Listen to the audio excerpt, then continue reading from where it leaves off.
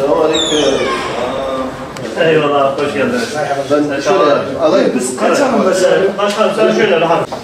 İyisin inşallah. Elhamdülillah. Çok şükür abi. Şeref Yani verdiniz. Allah'ın tanrısına razı olsun ziyaretimizi geciktirdik. Estağfurullah. Yani daha önce doğrusu size beklenti olan vardı.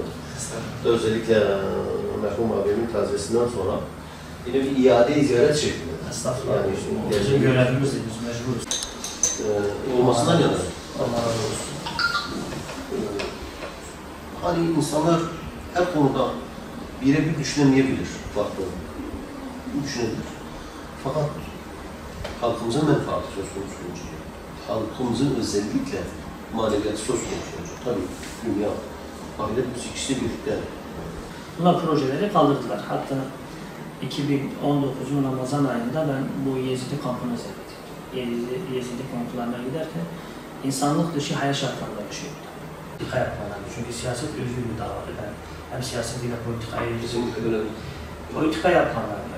Kısa adı USET olan Uluslararası Sağlık Eşitliği Derneği Başkanı Osman kardeşimizi ziyaret ettik.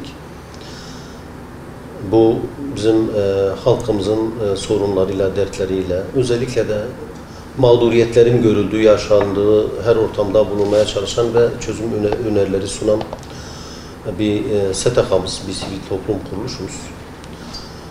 Halk için, toplum için sivil toplum kuruluşlarının önemini biliyoruz. Dolayısıyla bu derneğimizi de önemsiyoruz. Çalışmalarını da kayda değer buluyoruz.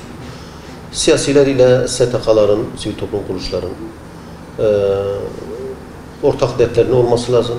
Özellikle sıkıntıların olduğu yerde, mağduriyetlerin yaşandığı yerde el ele verip mevcut sıkıntıların giderilmesi için çözüm önerilerinde bulunmaları, bu toplumda belki yetkilerini elini güçlendirmeleri gerekir.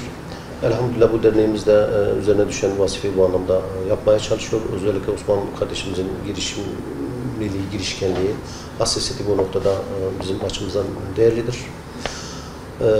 Biz de hem bu konuda kendine teşekkür etmek hem de aramızdaki diyaloğu daha da bir pekiştirmek, geliştirmek için kendilerine ziyarette bulunduk.